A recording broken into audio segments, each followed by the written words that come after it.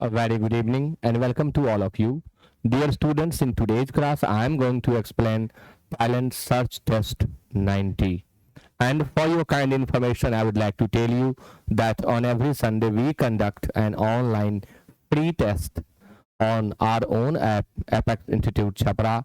The test remains open from 7 a.m. to 7 p.m. and it is highly competitive. The syllabus given here is synonyms, antonyms, one word substitution, idioms and phrases, error detection, sentence improvement, sentence arrangement, voice narration, misspelled and either closed test और passage. तो ये सभी चीज़ें काफ़ी important होती हैं किसी भी कॉम्पिटिटिव एग्जामिनेशंस के लिए। और आज मैं टैलेंट सर्च टेस्ट 90 एक्सप्लेन करने जा रहा हूं। तो चलिए शुरू करते हैं। क्वेश्चन नंबर 1 आपके सामने। इस टेस्ट को देने के लिए आप गूगल प्ले स्टोर से ऐप को डाउनलोड कर लें। वीडियो के डिस्क्रिप्शन में भी आपको लिंक मिल जाएगा और उस लिंक से आप टेस्ट आसानी से दे सकते हैं। Even though he found the subject rather interesting, Manoj couldn't manage good marks in the examination. इस सेंटेंस में आपको एरर डिटेक्ट करना है। Even though यद्यपि हालांकि he found the subject rather interesting, grammar के रूल के मुताबिक रादर का प्रयोग अनप्लीजेंट एडजेक्टिव के पहले होता है और प्लीजेंट एडजेक्टिव के पहले रादर नहीं लगाया जाता कॉमनली। तो रादर के जगह पर यहाँ क्या दें? तो very interesting. Rather negative sense देता है, हम फेयरली इंटरेस्टिंग लिख सकते हैं। fairly is used before pleasant adjective. It means adjectives of good sense, and rather is used before unpleasant adjectives, means adjectives of bad sense.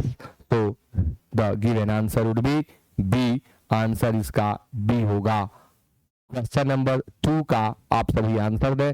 जल्दी जल्दी फटाफट सभी लोग कमेंट करेंगे। क्वेश्चन नंबर 2 आपके सामने है। This girl wrote an essay so well that her teacher was exceedingly pleased at her. Pleased शब्द के साथ फिक्स्ड प्रेपोजिशन विथ लगता है। जब भी प्लीज्ड के बाद प्रेपोजिशन लगाना हो आप विथ का ही यूज करें। यहाँ एट दिया हुआ है, यही गलत है। आंसर डी होगा, डी। क्वेश्चन नंबर 3 में डबल ब्लैंक वाला फिलर दिया गया है। एक बार आप पढ़ें और पढ़ करके इसका आंसर दें।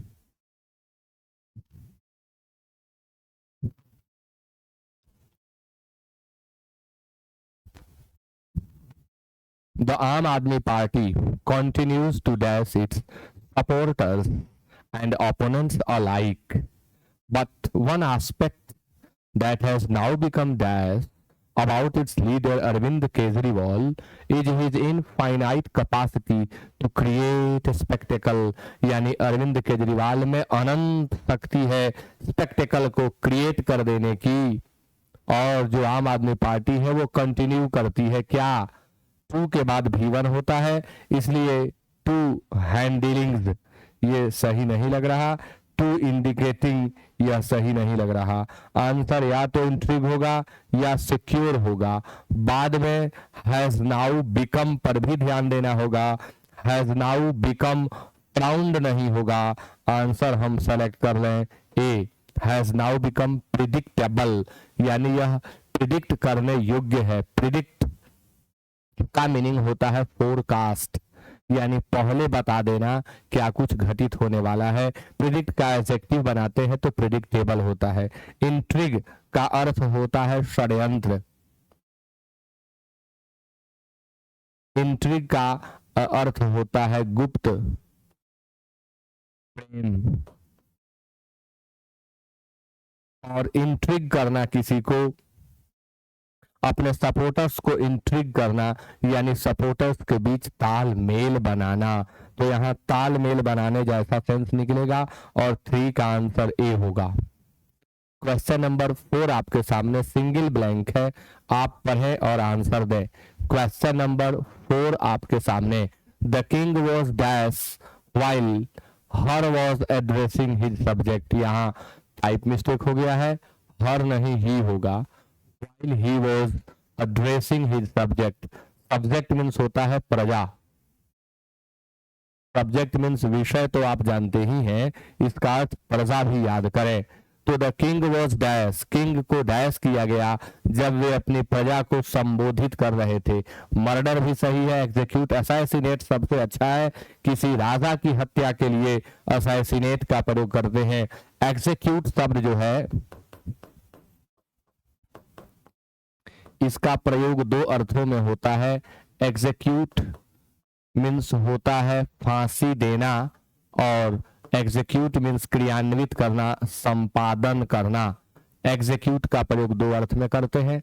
एग्जीक्यूट का नाउन एग्जीक्यूशन होता है, संपादन या फांसी अर्थ हो जाता है। एक्सटर्मिनेट अगर V1 की बात करें, एक्सटर्मिनेट तो इसका अर्थ होता है समूल नष्ट करना, यानी किसी चीज का मूल से नाश कर देना, एक्सटर्मिनेट कहलाता है। V1 का अर्थ लिख रहा हूं, एग्जीक्यूट बता दिया। मर्डर आप जानते हैं, आंसर असैसिनेट होगा। असैसिनेट मतलब होता है किसी राजा की हत्या करना या किसी राजनेता की हत्या करना। हत्या करने वाले को या तो असैसिन कहेंगे या असैसिनेटर कहेंगे, और असैसिनेशन नाउन बनता है जिसका अर्थ हो जाता है हत्या, राजनेता की हत्या या राजा की हत्या को हम असैसिनेशन कहते हैं। आगे क्वेश्चन नंबर 5 शब्द है प्रेसिएंट। प्रेसिएंट के लिए आपको सिनोनिम सेलेक्ट करना है। क्वेश्चन नंबर 5, 6 और 7 में आपको सिनोनिम सेलेक्ट करना है। शब्द है प्रेसिएंट, और प्रेसिएंट के लिए ऑप्शंस ए में है ऑब्लिवियस, बी में है clairvoyant, C short sighted and D unaware. तो प्रेसिएंट का अगर आप मीनिंग जानेंगे तो आप इसका सिनोनिम बता पाएंगे। कमेंट किया जाए क्या आंसर होगा। अनअवेयर का अर्थ होता है अनजान, जिसे जानकारी न हो, जो अनभिज्ञ हो। अनअवेयर के बदले दूसरा शब्द हम यूज कर सकते हैं इग्नोरेंट। शॉर्ट साइटेड अल्प दृष्टि वाला, जिसकी दृष्टि बहुत छोटी हो, जो लंबे दूरी तक न सोचे, अल्प दृष्टि वाला, जो तत्काल के बारे में ही केवल सोचे। क्लेयरवॉयंट मीन्स होता है भविष्य दृष्टा, भविष्य को देख लेने वाला, भविष्य दृष्टा। ऑब्लिवियस मीन्स होता है भुलक्कर, वह जो खूब भूले चीजों को। और प्रेसिएंट मीन्स भी होता है भविष्य दृष्टा। तो भविष्य दृष्टा के लिए यहाँ आप दो शब्द देख रहे हैं, एक प्रेसिएंट और एक क्लियरवॉयंट। हालांकि पार्ट ऑफ स्पीच के आधार पर इन दोनों शब्दों में डिफरेंस होता है। प्रेसिएंट एडजेक्टिव होता है और क्लियरवॉयंट जो होता है यह नाउन है, यानी इसमें व्यक्ति जोड़ दें। भविष्य दृष्टा व्यक्ति, यानी वह जो भविष्य का अवलोकन, नहीं, जो दृष्टा लिखेंगे तो वो बन ही जाएगा नाउन, व्यक्ति ब्रैकेट में डाल देंगे। फिर भी आंसर हम क्लियरवॉयंट ही सेलेक्ट करेंगे, 5 का बी। क्वेश्चन नंबर 6 आपके सामने। शब्द है इंसिनुएशन, अपने आप में एब्स्ट्रैक्ट नाउन है। इंसिनुएट वर्ब से यह बना हुआ है, इसका आपको सिनोनिम बताना है। ए में इंप्लीकेशन है, बी में डिक्लेरेशन, सी डायरेक्टनेस और डी स्टेटमेंट। सभी ऑप्शंस भी नाउन है। इंसिनुएशन का हिंदी मीनिंग होता है इशारा, इसका अर्थ मनसा होता है, इसका अर्थ संकेत भी होता है, परोक्ष संकेत इंसिनुएशन होता है। इम्प्लीकेशन मतलब ही होता है मनसा, इम्प्लीकेशन मतलब होता है संकेत।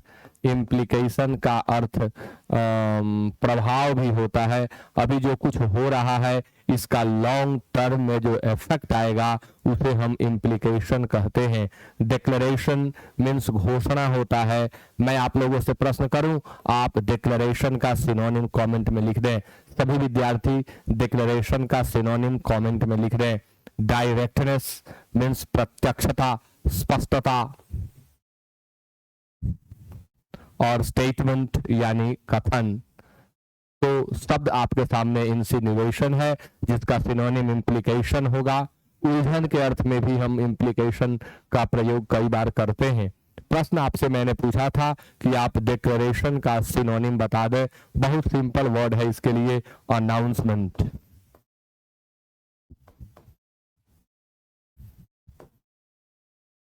दूसरा वर्ड इसके लिए होगा प्रोक्लेमेशन।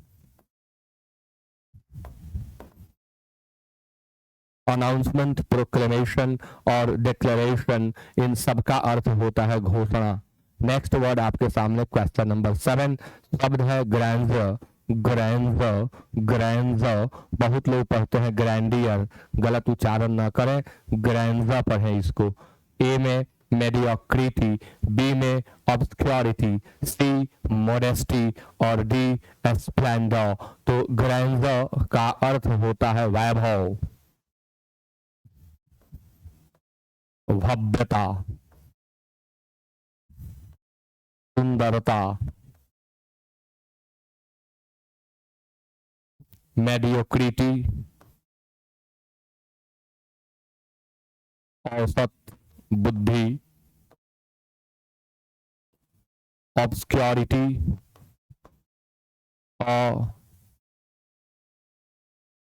अस्पष्टता।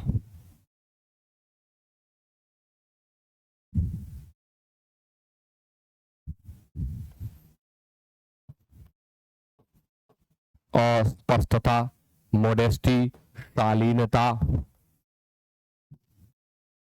मोडेस्टी मीन्स इज्जत, किसी लड़की किसी महिला की इज्जत को मोडेस्टी कहते हैं। स्प्लेंडर मीन्स होता है वैभव, स्प्लेंडर मीन्स होता है भव्यता, सुंदरता, आकर्षण। तो आंसर ग्रैंडर का स्प्लेंडर होगा। 7 का आंसर डी होगा। क्वेश्चन नंबर 8, 9 और 10 में आप सेलेक्ट करेंगे एंटोनिम। 8, 9 और 10 में आपको एंटोनिम बताना है। वर्ड आपके सामने विड्डल है। विड्डल के लिए 4 ऑप्शन है, कोएक्स है, परजुएड है, रिपेल है और कैजल है। कमेंट करें। विड्डल शब्द का अर्थ होता है फुसलाना, खुशामद करके किसी को फुसला लेना विडिल कहलाता है। चापलूसी करके किसी को फुसला लेना विडिल कहलाता है।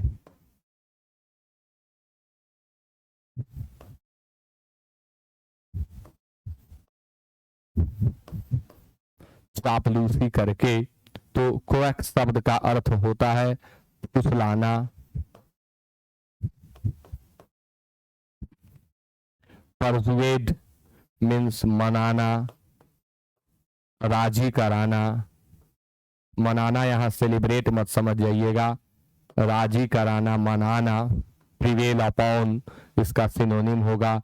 रिपेल मीन्स होता है दूर हटाना, किसी चीज के समीप न आने देना, आकर्षित न होने देना। और कैजल का अर्थ होता है फुसलाना। तो कैजल और कोएक्स ये दोनों सिनोनिम होते हैं। विडल का हमें एंटोनिम बताना है, तो विडल में हम खींचते हैं अपनी ओर फुसला करके, और रिपेल में हम उसे दूर हटा देते हैं। वास्तव में कहें तो अट्रैक्ट शब्द का एंटोनिम रिपेल होता है, लेकिन यहाँ विडल अट्रैक्ट से ही मैच कर रहा है, इसलिए रिपेल बेस्ट आंसर होगा। नेक्स्ट क्वेश्चन आपके सामने, क्वेश्चन नंबर 9, एंस्कॉन्स। एंस्कॉन्स शब्द के लिए आपके पास 4 ऑप्शन है। A establish, B imprudence, C request and D unveil. फिर से एक बार बताऊं, यदि आप इस तरह का क्वेश्चन बनाना चाहते हैं तो जरूर प्रत्येक संडे को आप टेस्ट दें। और ये 19th टेस्ट था, यह 90वां टेस्ट ऐप के ऊपर चल रहा था आज संडे को। तो नेक्स्ट संडे से आप जरूर टेस्ट दें अगर आप नए हैं तो। बहुत सुंदर क्वेश्चंस होते हैं, सारे वर्ड्स द हिंदू न्यूज़पेपर से लिए जाते हैं, जो कॉम्पिटिटिव एग्जामिनेशन के लिए बेस्ट न्यूज़पेपर होता है, वहीं से सारे वर्ड लिए जाते हैं। काफ़ी इंपॉर्टेंट होते हैं, जरूर टेस्ट दें, काफ़ी इंप्रूवमेंट होगा, क्योंकि टेस्ट के बाद शाम में मैं लाइव आकर के एक्सप्लेन भी कर देता हूँ। तो एंस्कॉन शब्द के लिए 4 ऑप्शन है, एस्टैब्लिश है, इम्प्रूडेंस है, रिक्वेस्ट है और अनवेल है। तो एंस्कॉन शब्द का अर्थ होता है स्थापित करना, स्थापित करना और बड़े आराम से कहीं सेट कर जाना। To settle at a place comfortably.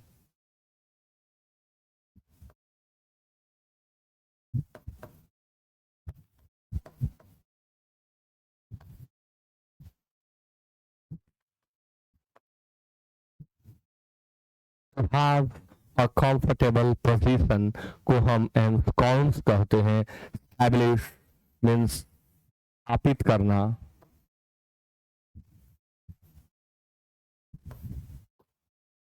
Impudence उदंड, उदंडता। Request आग्रह, अनवेल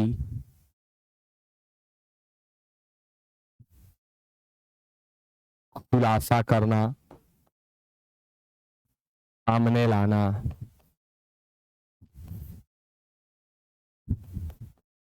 अब एक बात बताऊं आपको, यहाँ जो ensconce के लिए हमें ऑप्शन सेलेक्ट करना है वो अनवेल ही होगा, और इसका एक अर्थ छिपाना भी होता है, और यहाँ यही वाला काम कर रहा है, छिपाना का खुलासा करना। वेल मतलब घूंघट, जिसे हटा देना अनवेल कहलाता है।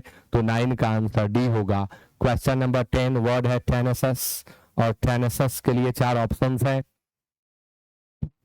परसिस्टेंट, रेलेंटलेस, स्टीडफास्ट और यील्डिंग। तो टेनेसस के लिए 4 वर्ड आपके सामने, इन चारों में से करेक्ट आंसर आप करेक्ट एंटोनिम को सेलेक्ट करें। टेनेसस मीन्स होता है दृढ़, जो किसी चीज के ऊपर डटा रहे, कायम रहे, अडिग रहे, वो टेनेसस कहलाता है, दृढ़ या अडिग। परसिस्टेंट मतलब भी होता है दृढ़ या अडिग। रेलेंटलेस मीन्स होता है हैविंग नो रेस्ट, बिना रेस्ट के अनवरत लगातार चलने वाला। और रेलेंटलेस का कई जगह पर अर्थ निर्दयी भी हो जाता है, निर्दयी। स्टीड फास्ट मीन्स भी होता है अडिग। आप कमेंट करके बताएं कि स्टीड फास्ट के साथ क्या प्रेपोजिशन लगता है, कई बार यह पूछा जा चुका है, बताएंगे। यील्डिंग, यील्डिंग मतलब होता है झुक जाने वाला।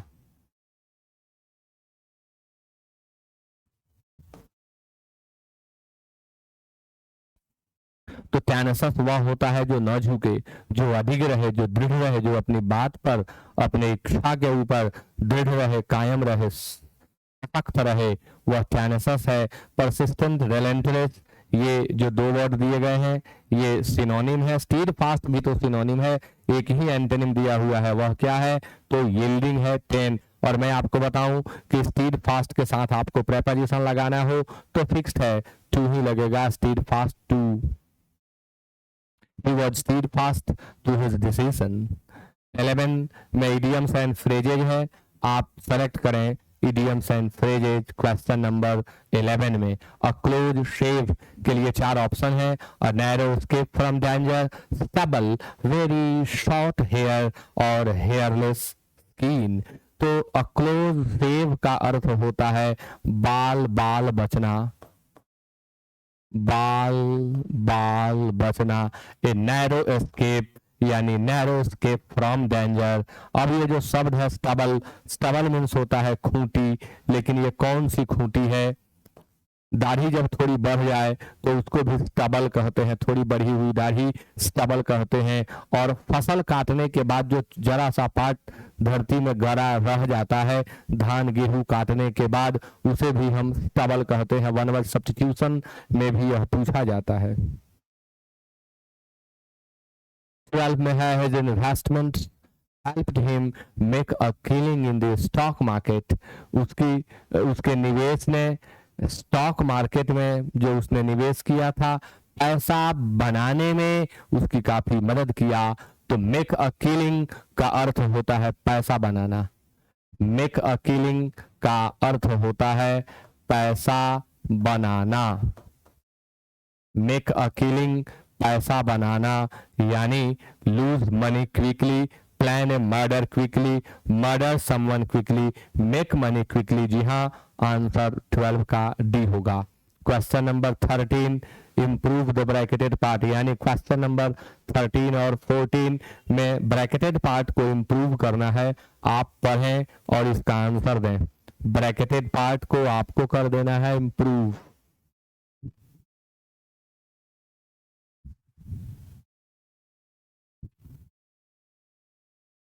rich mineral resources and the government present willing to build infrastructure will attract plenty of foreign investment.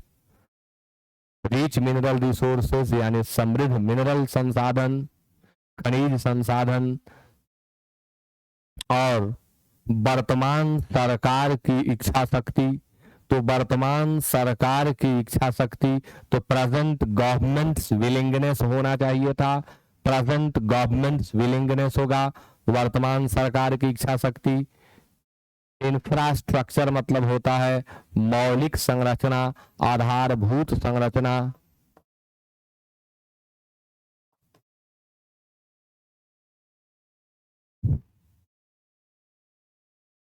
Fourteen में by running small dairy farms and selling the milk to factories the women of the village takes care the needs of their families. इतना तो स्पष्ट है कि take care के बाद of लगेगा, यानी टेक केयर के बाद ऑफ वाला आंसर हो जाएगा।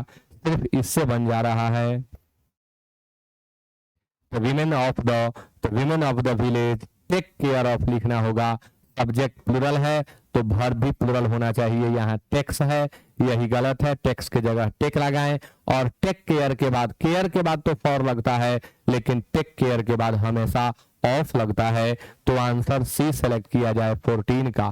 क्वेश्चन नंबर 15 और 16 में वन वर्ड सब्स्टिट्यूशन दिया हुआ है, पढ़ें और आंसर दें।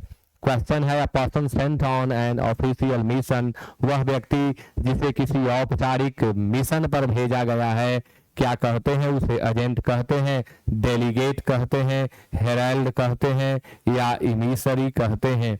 देखो डेलीगेट भी कह सकते हैं और इमिसरी भी कह सकते हैं, बट बेस्ट आंसर एमिसरी होगा।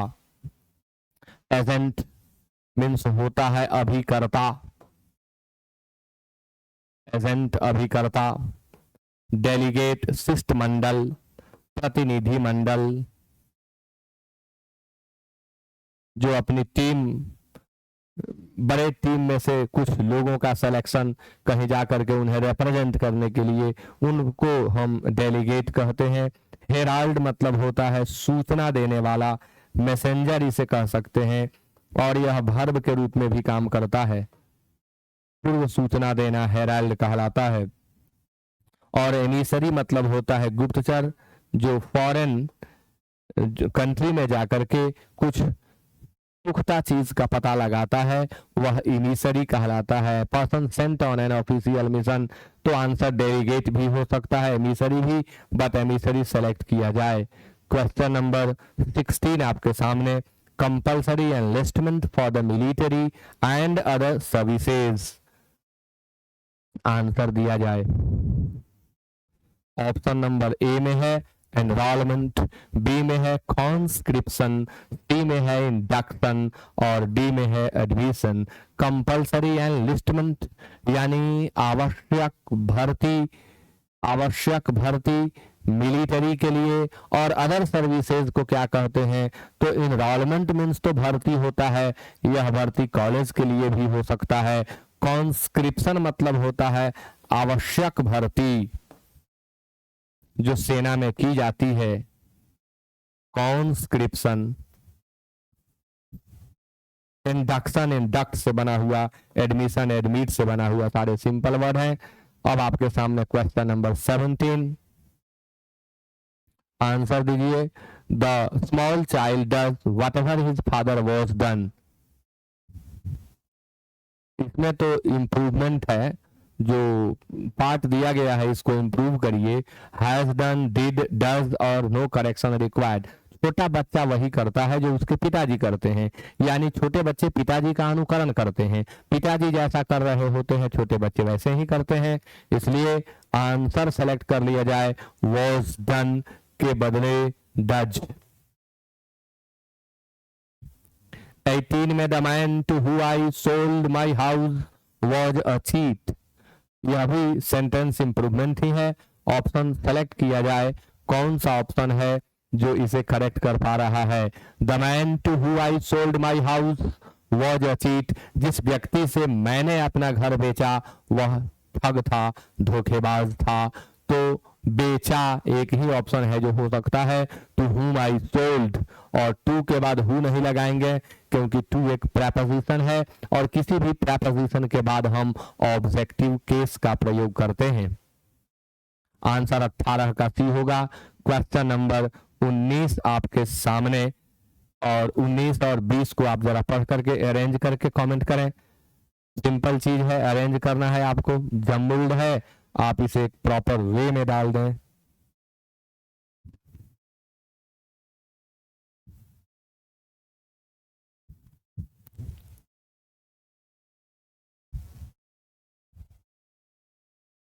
Protesting junior doctors on September 16, 2024. The Mamata Banerjee government, after 5 attempts, finally managed to hold talks with। देखो ये तो स्पष्ट है कि एस के बाद पी होगा। ऐसा क्यों कि finally manage to hold talks with, किनके साथ वार्तालाप कर पाने में सफल रही, तो वे जो जूनियर डॉक्टर्स हैं जो प्रोटेस्ट कर रहे थे। तो आंसर एस के बाद पी वाला पेयर होगा। दूसरी बात कि हम आर से शुरू करेंगे कि आफ्टर 5 अटेम्प्ट, 5 अटेम्प्ट्स के बाद ममता बनर्जी की सरकार अंततः प्रदर्शन कर रहे जूनियर डॉक्टर्स के साथ 16 सितंबर 2024 को वार्तालाप करने में सफल रही। तो आंसर हो जाएगा आरक्यूएसपी सी में दिया हुआ है। क्वेश्चन नंबर 20 आपके सामने, एक बार आप लोग पढ़ें और क्वेश्चन नंबर 20 का आंसर दे दें। क्वेश्चन नंबर 20 आपके सामने।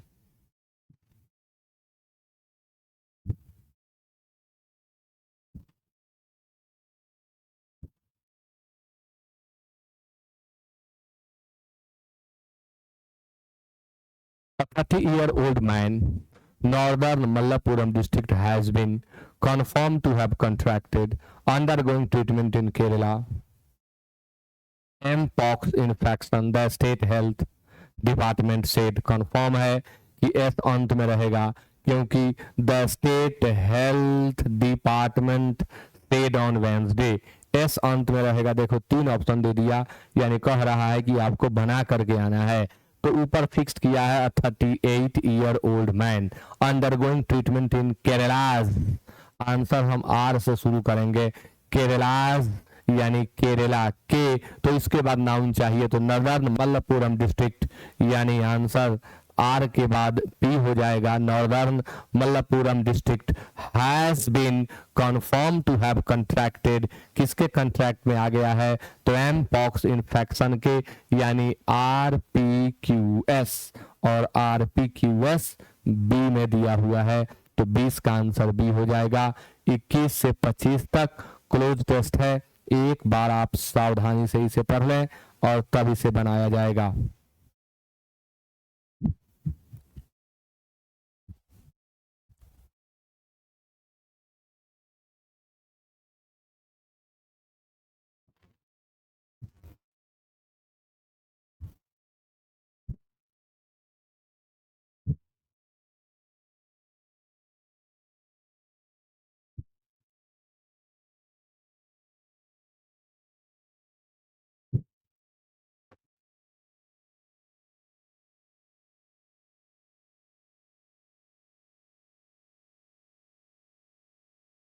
There is a considerable amount of research, खास मात्रा में रिसर्च हुआ है, about the factors that make a company innovate, उन तथ्यों के बारे में जो किसी कंपनी से इन्वेंशन कराते हैं या इनोवेटिव आइडियाज के लिए उस कंपनी को प्रेरित करते हैं। So, is it possible to create an environment? अतः क्या यह संभव है कि हम ऐसे इन्वायरमेंट को क्रिएट करें, ऐसे एटमॉस्फेयर को क्रिएट करें जो डैश टू इनोवेशन, जो इनोवेशन के डैश हो?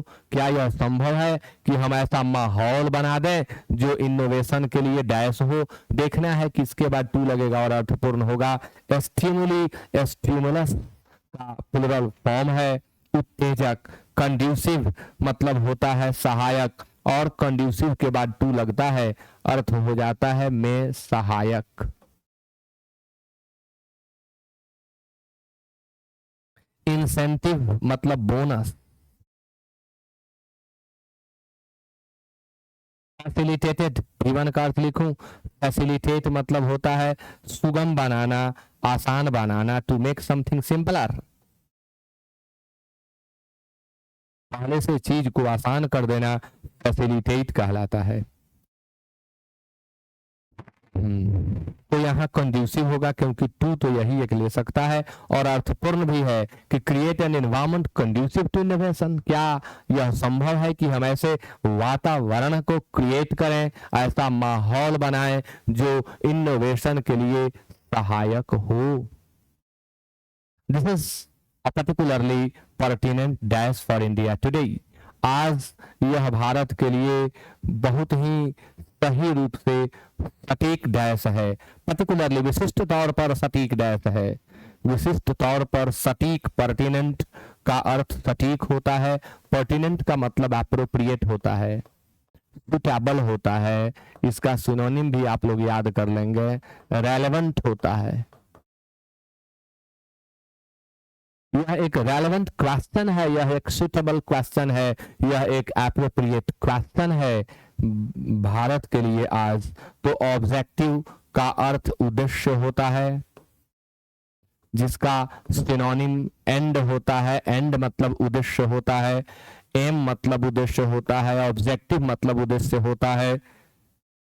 कंट्रोवर्सी मीन्स विवाद होता है, मतांतर होता है।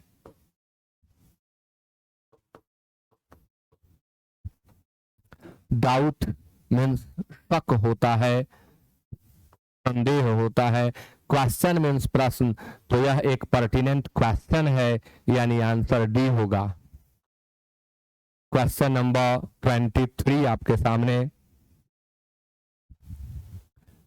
मैसिव, मैसिव मतलब विशाल, मैसिव ह्यूज, बड़े बड़े प्रॉब्लम्स, मैसिव प्रॉब्लम्स यानी huge problems in health, education etc dash be solved using a conventional approach। यदि आप कन्वेंशनल अप्रोच लेकर के चल रहे हैं, यानी आपका अप्रोच ट्रेडिशनल है, यदि आप पारंपरिक अप्रोच के साथ चल रहे हैं, आपकी जो मनोवृत्ति है, आपके जो काम का ढंग है वह कन्वेंशनल है, वह ट्रेडिशनल है, वह पुराना है, प्राचीन है, पारंपरिक है, तो आज जो समस्याएं, बहुत बड़ी बड़ी समस्याएं हेल्थ में और एजुकेशन में आ रही हैं, उनका समाधान नहीं किया जा सकता। तो इसलिए कैन नॉट बी सॉल्व्ड होगा using a conventional approach, but dash creative and innovative solutions. आज हमें जरूरत है कि हम क्रिएटिव, रचनात्मक और नवीन तकनीक पर आधारित समस्याओं को सुलझाने का जो हमारा तरीका हो वह क्रिएटिव हो और वह इनोवेटिव हो, इसकी हमें जरूरत है। 24 में कह रहा है कि रिक्वायर शब्द भरो। 24 नेसेसरी, अप्लाई, नीड और कंसीडर नहीं है रिक्वायर, लेकिन ऑप्शन में नीड तो दिया हुआ है, यही रिक्वायर का काम कर रहा है। रिक्वायर का सिनोनिम नीड होता है, इसलिए आंसर सी होगा। That can ensure radical change, जो सुनिश्चित करेगा, एंश्योर का हिंदी अर्थ सुनिश्चित करना होता है, जो सुनिश्चित कर सकता है आमूल परिवर्तन को। रेडिकल चेंज का अर्थ होता है आमूल परिवर्तन, यानी बहुत बड़ा बदलाव। That can create radical change and dash। आमूल परिवर्तन करने के बाद क्या होता है, जब किसी में संस्थागत परिवर्तन आप करते हैं, जब बहुत बड़ा बदलाव आप करते हैं, तो वहां क्या होता है, वहां विकास होता है। तो यहाँ ना एडवांटेजेस सूट करेगा, ना क्वांटिटी सूट करेगा, ना इंक्रीज सूट करेगा, यहाँ पर ग्रोथ चाहिए, ग्रोथ। यानी आंसर 25 का डी होगा। और इसी के साथ हम इस क्लोज टेस्ट को कंप्लीट किए, साथ ही टैलेंट सर्च टेस्ट पेपर 90 भी कंप्लीट हुआ। एक बार फिर से बता दूं कि यदि आप यह टेस्ट देना चाहते हैं तो गूगल प्ले स्टोर से ऐप डाउनलोड कर लें। ऐप डाउनलोड करने के लिए लिंक आपको वीडियो के डिस्क्रिप्शन बॉक्स में भी मिल जाएगा। आप ऐप डाउनलोड कर लें, लॉगिन कर लें, प्रत्येक संडे को टेस्ट दें और ऐप से आपको ये सुविधा मिलेगी कि पहले जितने टेस्ट हुए हैं वो सारे एक्सप्लेन्ड रूप में वहां पीडीएफ में फ्री स्टडी मटेरियल में दिए गए हैं, उन्हें आप देख सकते हैं। और बहुत सारे टेस्ट फ्री हैं जिन्हें आप अभी भी दे सकते हैं। ग्रामेटिकल टेस्ट हैं, चैप्टर वाइज टेस्ट हैं, बहुत सारे कोर्सेज बहुत कम प्राइस पर अवेलेबल हैं, उन्हें आप खरीद करके पढ़ सकते हैं। और नहीं खरीदना चाहते हैं तो फ्री स्टडी मटेरियल बहुत सारे हैं, उन्हें आप जरूर देखें। So with that it is over. Thank you so much to each one of you and good night.